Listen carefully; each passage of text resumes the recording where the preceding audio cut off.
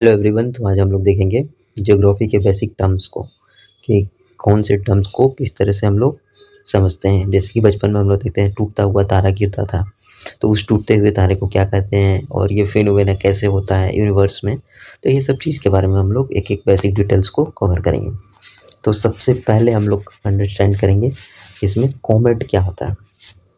तो हम लोग पहले चलते हैं सोलर सिस्टम के पास। सोलर सिस्टम में कॉमेट क्या आता है आप लोग यहाँ पे देख सकते हैं कॉमेट क्या होता है। तो जैसे कि हम लोग देख सकते हैं कि यहाँ पे क्या हमारा सोलर सिस्टम है।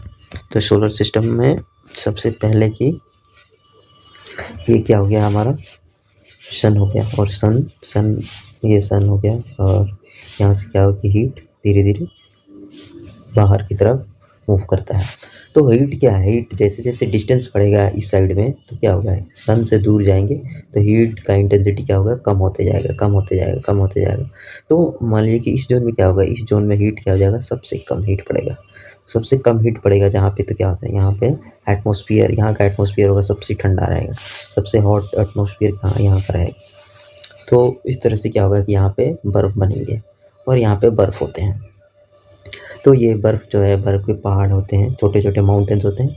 तो यही जो आइस का जो चंक है, छोटा छोटा जो पहाड़ है, वो टूट के क्या होता है, ये क्यों टूट जाता है, जो भी ये सब प्लैनेट्स हैं, planets Saturn Jupiter Neptune Uranus, ये सब क्या होते हैं हमेशा निरंतर अपने पोजीशन को चेंज करते हैं। तो पोजीशन को चेंज करने की वजह से ग्रेविटेशनल फोर्स में चेंज आता है। तो हो सकता है कि यहाँ से बॉडी जो है, इसमें क्या होगा कि पहले बॉडी बैलेंस थी पर यहाँ पे क्या होगा कि अनइवन फोर्स लगा और ये क्या करने लगता है, मूव करने लगता है। तो ये आइस का जो छोटा सा पार्ट है जो कि सन की तरफ मूव करने लगता है, क्योंकि सन के ज़्यादा ग्रेविटेशनल फोर्स की वजह से मूव करने लगता है।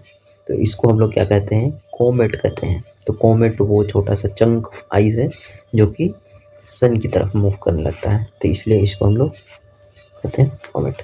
तो हम लोग चलते हैं नेक्स्ट पार्ट की तरफ। ये हो गया हमारा कोमेट। और अब हम लोग सीखेंगे कि कॉमेट के बाद हम लोग एस्टेरॉइड समझेंगे, मीटेरोइड, मीटियोर और मीटेरोइड्स। तो एक ही बार मैंने सारे टर्म्स को ले लिया है और हम लोग धीरे धीरे समझने का प्रयास करते हैं। तो ये हमारा फर्स्ट टर्म है एस्टेरॉइड। तो एस्टेरॉइड बेल्ट है। तो ये जो सोलर सिस्टम है हमारे में, तो एक बेल्ट है। तो ये कहाँ है, एस्टेरॉइड बेल्ट लाई कहाँ करता है, तो मार्स और जुपिटर के बीच में क्या होता है कि ये एस्टेरॉइड बेल्ट है। यहाँ पे एस्टेरॉइड क्या होता है, ये भी एक छोटे छोटे पत्थर हैं जो इसके बीच में लाई करता है। क्यों लाई करता है, क्योंकि ये ऐसा पोजीशन है ऑर्बिट में कि यहाँ का डिस्टेंस और यहाँ का डिस्टेंस करीब करीब बराबर है। तो फोर्स काउंटर हो जाता है, यहाँ पे बराबर फोर्स हो जाता है। और बॉडी है, बहुत सारे ग्रेविटेशनल बॉडी है जो कि फोर्स जो है यहाँ पे लगभग बराबर इक्विलिब्रियम पोजीशन हो जाता है। इसकी वजह से क्या होता है कि ये एक बेल्ट बन गया है, यहाँ पे सेपरेट हो जाते हैं बहुत सारे ऑब्जेक्ट। तो हम लोग यहाँ पे देख चुके कि ये जो है इसको एस्टेरॉइड कहते हैं, जो कि यहाँ पे रहता है। अब एस्टेरॉइड के बाद हम लोग समझेंगे कि मीटियोरॉइड्स क्या होता है। तो जब यही एस्टेरॉइड बेल्ट जो है, फिर यहाँ पे क्या हो सकता है कि ऑब्जेक्ट जो है, जो भी प्लैनेट्स हैं, वो चेंज होते रहते हैं, हमेशा अपने ऑर्बिट में मूवमेंट करते हैं, तो जिसकी वजह से ग्रेविटेशनल फोर्स अनबैलेंस हो जाता है। और नहीं तो कुछ और भी पॉसिबल रीजन की वजह से क्या होता है कि ये मूव करना चालू कर देता है सन की तरफ या अर्थ की तरफ, ये मूव करता है। तो जैसे ही ये मूव करना चालू कर देता है, इसको हम लोग क्या बोलते हैं, एस्टेरॉइड्स। इसका नाम हम लोग चेंज हो जाता है, इसको हम लोग बोलते हैं मीटियोरॉइड्स इसको बोलेंगे।